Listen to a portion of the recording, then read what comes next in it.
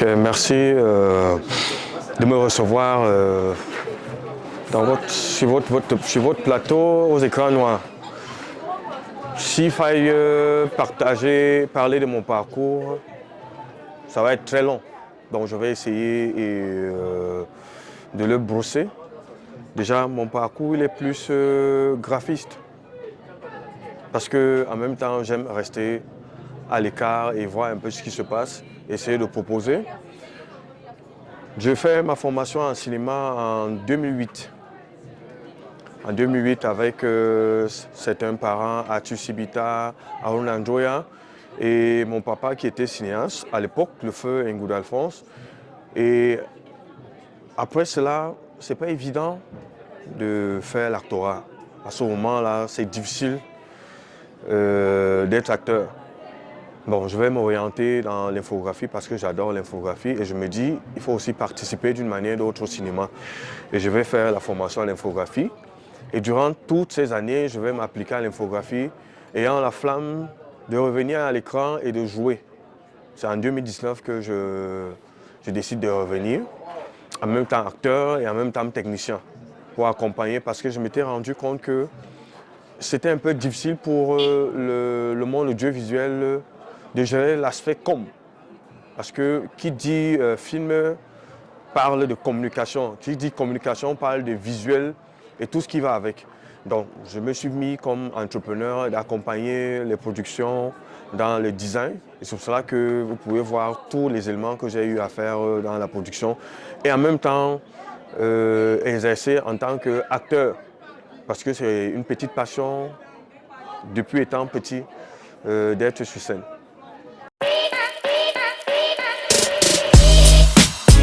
Je dois dire que depuis ma formation en 2008, je n'ai pas arrêté, même si je ne tournais pas. Mais comme on nous a toujours dit en formation, il faut s'entraîner chaque jour. Il faut travailler tout le temps sur le miroir, voir les films, se répéter. Et j'ai toujours fait ça durant toutes ces années avant de revenir en 2019. En 2019, je reviens parce que j'estime que je sens à l'intérieur qu'il faut essayer. Et c'est là où je vais aller et j'aurai l'occasion de faire partie de la production de Franck et Léa Malé, parce que j'étais allé pour un casting d'un court-métrage. Et par coup de chance, je peux dire, il y a les reshoots de le film Innocent. Il y a un des acteurs qui n'est pas disponible. C'est là où le réalisateur va me proposer, est-ce que tu peux venir jouer une silhouette parlante dans le projet? Je vais aller et c'est là où tout a commencé et je vais enchaîner jusqu'à présent.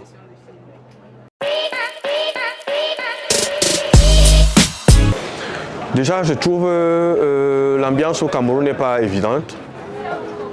Mais je peux dire ce qui était un avantage pour moi, c'est le fait d'avoir eu des valeurs très tôt. C'est-à-dire un acteur est un instrument entre les mains d'un réalisateur. C'est-à-dire que le réalisateur, c'est un potier. Et l'acteur, c'est cette patte-là et il doit donner une forme. J'ai grandi avec cette mentalité. C'est pour cela, à chaque fois, quand je me rapproche vers un réalisateur, je demande souvent à comprendre qu'est-ce qu'il veut.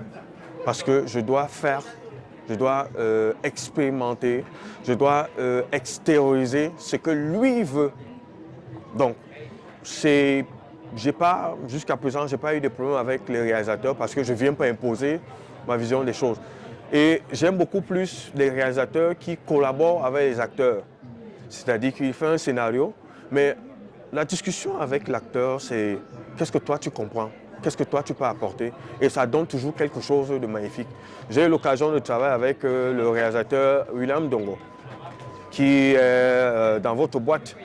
Ça, il m'avait donné un scénario sur Obsession fatale. J'ai pris le temps de lire et j'ai eu un moment de causette avec lui, c'était magnifique. Et on a échangé, on a plus compris le rôle. Et quand je venais au tournage, c'était facile pour moi. Donc il y a cette collaboration qu'on doit travailler, mais ce n'est pas évident pour tout le monde parce que quand un acteur qui est un peu ouvert de l'esprit et cultivé demande certains outils, certains réalisateurs sont un peu bloqués et trouvent ça comme une menace, alors que nous devons travailler en équipe pour que l'œuvre soit parfaite. Bon, je ne dirais pas trop percé, mais il faut savoir que chaque projet est unique. Le niveau que je peux avoir aujourd'hui, ce n'est pas le même niveau que j'aurai demain dans une autre production.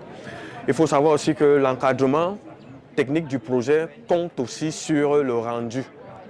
Il y a des réalisateurs qui savent mettre en jeu un acteur pour produire un rendu.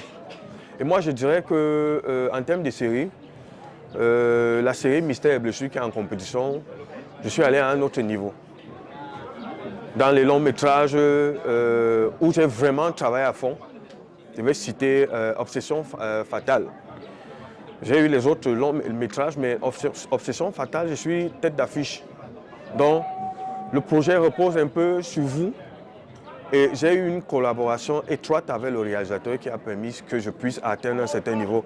Et ça m'a aidé dans Mystère et Blessure, où j'ai mieux compris encore le travail avec la réalisatrice Blanche Bana.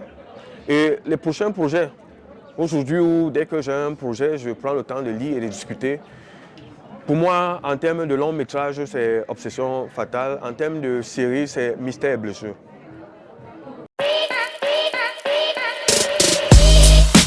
Ça, c'est ma petite piscinèche.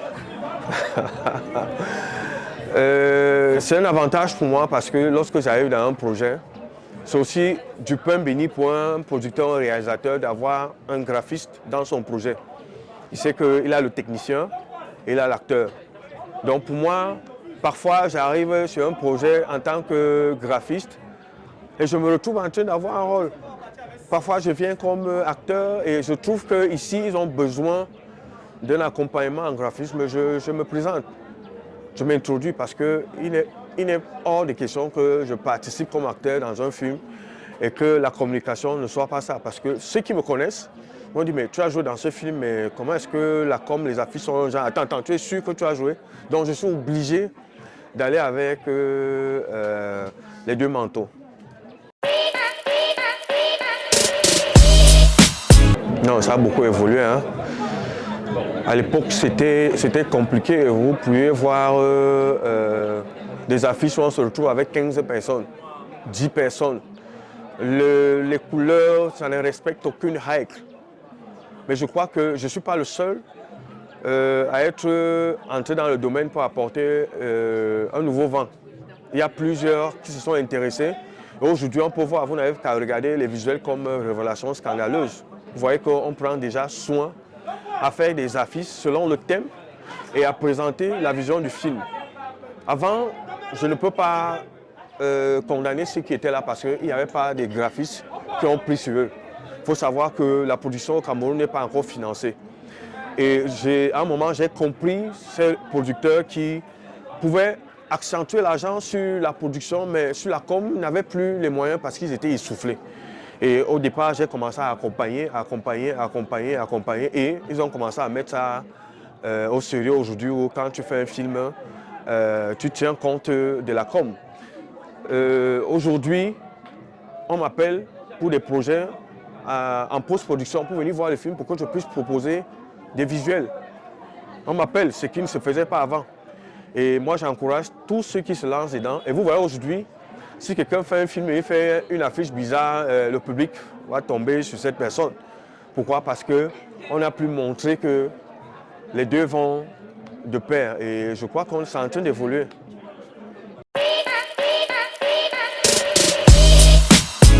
Peu importe la personne qui est devant moi pour faire son affiche, pour moi c'est un challenge. Il faut mettre le visuel au-dessus. Parfois on demande souvent, on dit mais le visuel est beau, j'espère que le film est beau, mais ce qui est bien c'est que ça va attirer les gens à venir voir en salle. Même s'ils viennent, ils sont déçus un peu de la qualité, mais le visuel a quand même attiré. Donc c'est un travail qui est en train d'aller pour amener les deux au même niveau. Et moi, je ne pourrais pas dire qu'il y a telle affiche qui dépasse l'autre, parce qu'à chaque fois, moi, je me donne à fond pour avoir un résultat. Des inconvénients, bon, pour moi, personnellement, il n'y a pas d'inconvénients. Si je peux revenir un peu derrière, le seul souci qu'il y avait lorsque j'ai commencé à proposer mes services, c'est un réalisateur, c'est un producteur n'étant pas préparé au monde de la com. Parce qu'il ne suffit pas seulement de faire un film et de faire des visuels et de les coller. Il y a toute une science. Donc il fallait les amener à comprendre qu'il y a une science, il y a une façon de communiquer lorsqu'on fait un film. Il ne suffit pas de filmer, faire le shooting avec les acteurs, balancer des textes là, le titre du film et aller. Non, c'est toute une science. Qu'est-ce qu'on met en avant? La préaffiche, aujourd'hui les gens font les préaffiches. Ils ne faisaient pas les préaffiches. Nous avons instauré les préaffiches aujourd'hui, avant même que le projet ne sorte. Donc, pour revenir à la question, est-ce qu'il y a des difficultés? Non. Moi, les deux, quand j'arrive, moi j'essaye toujours de... Parce qu'on est encore en train de travailler, on est encore en train de sensibiliser. Quand j'arrive, je vais partager. Si je viens comme acteur, je vais dire, je peux vous accompagner. Et je sais que dans 2, 3 ans, 5 ans, ça serait une obligation.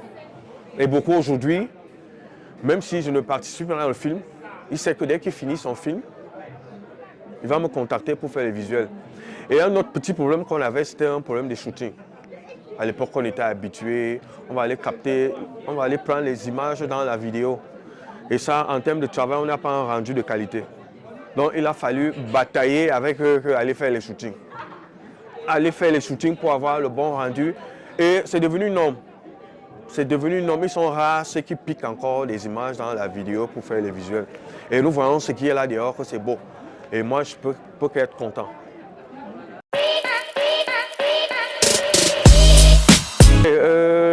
Le dernier mot, c'est d'encourager toute cette jeune génération qui s'est élevée sans moyens de décider de faire des films.